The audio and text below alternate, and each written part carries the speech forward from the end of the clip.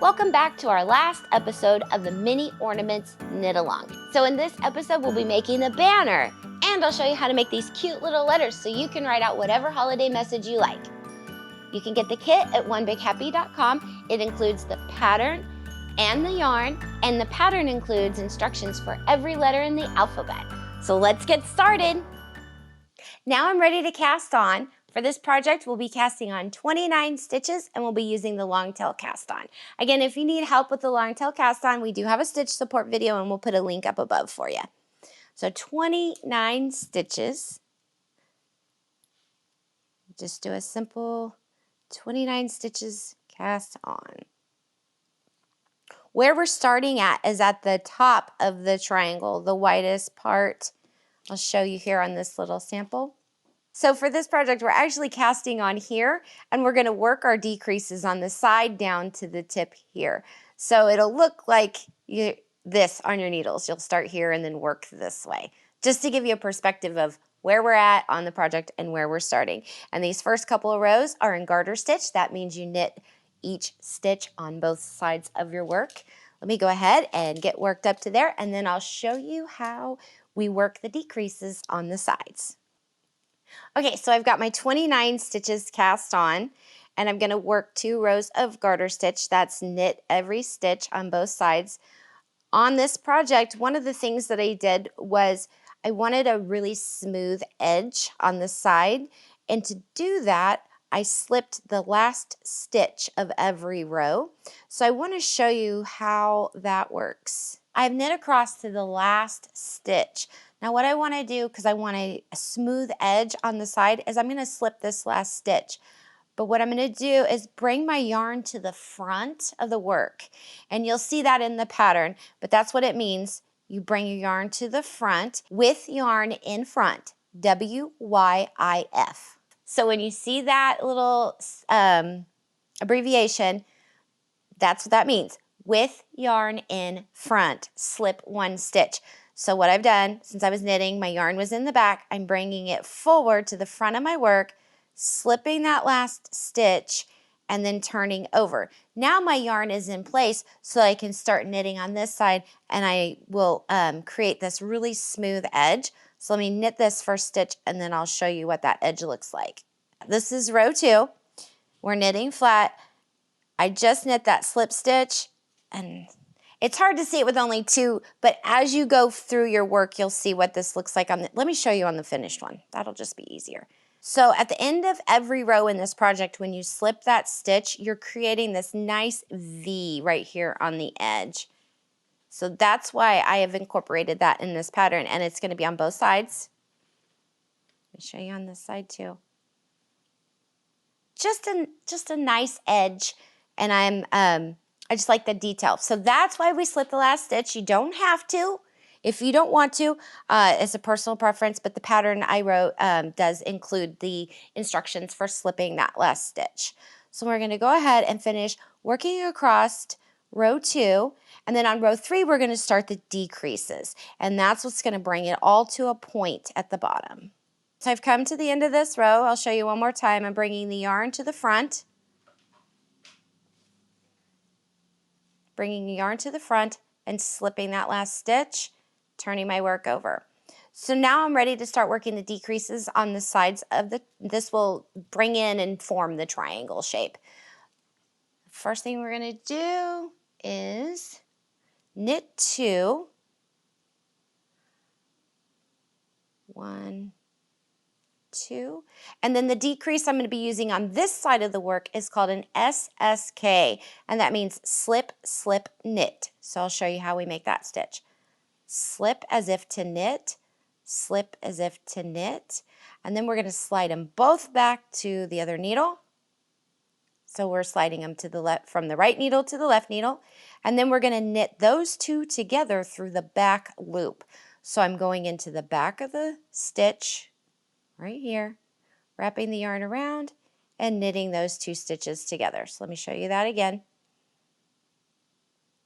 Sliding that in, wrapping it around, and knitting those 2 stitches together. So I'm going to knit across this side. I'm working on the right side of the work until I get to the last 3 stitches. Or sorry. Okay, so now I'm going to knit across until I get to the last 4 stitches.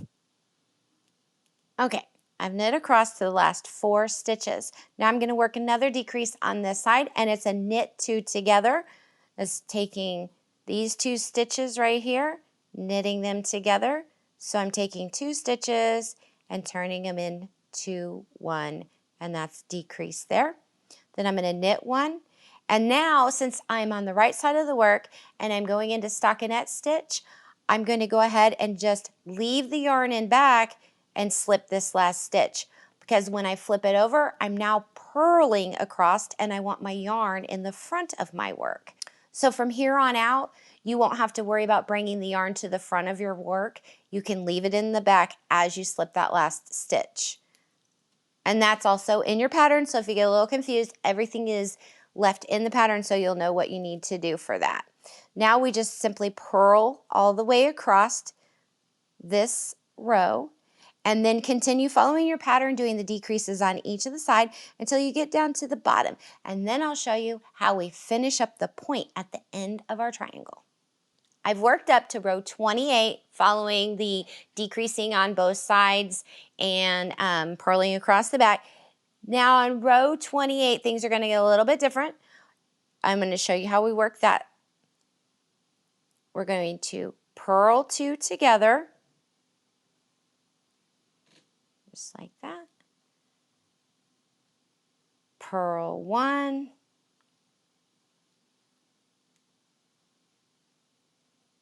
And slip that last stitch. Turn our work over. Now we're going to slip 1. We're going to knit 2 together.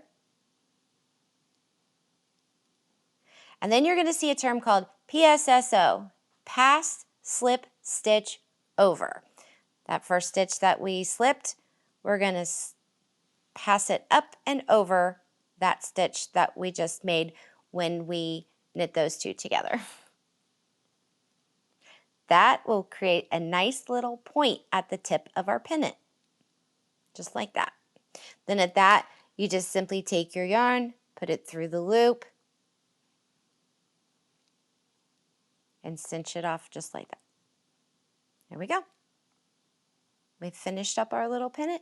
You make as many of these as you need for whatever saying that you want to make. And then I'll show you how to put the duplicate stitch on here so that you can spell out your favorite holiday saying. When you're done making your little triangles, they will kind of curl. That's the nature of the beast with knitting and this with stockinette stitch. So my first recommendation is to go ahead and block this. And you'll see this piece right here. It's a bigger gauge yarn, but it has been blocked and it's laying flat. So it's just a little step to make it easier for you as we do the duplicate stitch. In your pattern, there'll be a chart for all the letters of the alphabet, so you can make whatever saying that you want. Okay, let's get started on the duplicate stitch. I have my needle here with the yarn on it, finding my center line, and I'm going to weave this in, going through a few stitches like this, so that I know where that center point is, and I don't lose that as I get to working on the duplicate stitch. It's kind of just a guideline, just so that you know where you're at. Now, I go to my letter, find it on the chart, and find the center of that letter. And now I know right here is where I want to start on my project to start the duplicate stitch. Okay, so I have my yarn, my tapestry needle. Here's the V. This is where I want to start. This is the stitch that I want to duplicate. I'm going to come in at the base of that V, bring my yarn through. Okay, so here is the base of the stitch. I want to follow it up and around through the 2 legs of the stitch above, and I'm going to slide my needle through. And then I'm going to come back down into the center stitch at the bottom, the base of it. And so now I've duplicated that stitch with the new yarn. Let me show you that one more time on the stitch right above it. Come in at the base of that stitch. Then I'm going to go up and through the two legs of the stitch above,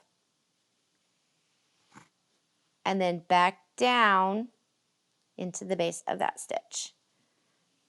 So I've used the new color yarn to basically duplicate that stitch that was there, but with a new color, and then I can just follow the chart. I can make the letters that I want and have the banner say whatever holiday greeting you want it to say. Okay, so that's the basic of the duplicate stitch. Now I'm going to show you some finishing touches here. One of the things that I found, again, even after I've blocked it and I've put my lettering on here, it still had just a natural tendency to curl. So what I chose was I got some self-adhesive cork and figured out what size I needed. And it cuts super easy, so I just went ahead and cut me a little triangle here. Peel off the back. Lay it down like this. And just put it right there in the center to give it a little bit of structure. Just like that. And then you do this after you've done your duplicate stitching because you won't be able to stitch through this cork. But it just gives it, and if you have felt that you want to put on there, something to give it a little bit more structure so that it doesn't curl up. But I found that this one worked really well for me. So to finish all these off, I connected them together using a crochet chain like I did on the one behind me. That's how I like to do my banner. Simple and easy. Got my crochet hook here, and I took 2 strands of the yarn, the teeny weeny yarn. So cute. Okay, I just double stranded it, slip knot, put it on my crochet hook, chained a few so that I had a beginning area. Now I'm going to add this chain here to the top of my pennant and move this over here so I have it on this side of my work. Now I'm going to find a spot at the top, and I found that going between the 2 rows of garter I had a lot more ease to put my crochet hook in. And it's no exact science. I just found a spot that looked good. Put my yarn in, or put my hook in. Okay. Put the hook in, yarn over, and then single crochet. Just like that. And then I went about, for me, like I said, I did not measure all of this out. I just did what looked good to me. And about the width of my hook right here is where I went in again. I did the same thing, and I did that all the way across the top. Going in between those 2 rows of garter stitch, I found that the hook fit very well right through there, nice and smooth. Go all the way across.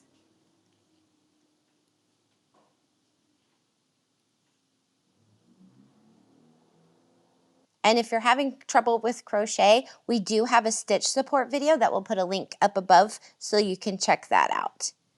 I go all the way across here with a single crochet. And you want to keep it kind of loose because you don't want it to gather up. You want your banner to have some room. So I probably could have gotten a little bit looser, but don't go super tight on this chain so that it doesn't scrunch it up at the top. So just keep your tension a little looser. And then once you get to the end, then you just go back to the chain stitch and chain about, I think I chained 3. Oops, let's see here. I messed that up. Let's go back. There we go. Yeah, I chained 3 between each of my pennants and then started the next one. Double check your spelling.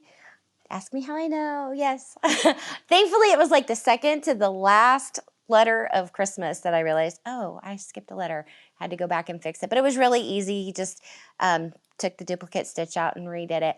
But, you know, always, I found that writing it out on a piece of paper and then making each letter one at a time was really helpful. On the sweater, you can use the same technique to put the letters on the sweater. I had a lot of fun making these mini ornaments and just venturing outside, turning them into dual activities. You know, I now have a Christmas ornament and a Barbie sweater. I now have a Swedish heart for Christmas and Valentine's Day. And then this banner, you could use that. You could get other colors, write happy birthday, congratulations, baby showers, any kind of message that you want to put out there would be fantastic. And just have fun, be creative. I'd love to see what you've made. You can post that on our Facebook group, One Big Happy Yarn Company Makers. Remember, if you still haven't got your kit, you can get that at onebighappy.com. But I hope you enjoyed this. I had a lot of fun. Thank you for joining me. Happy knitting.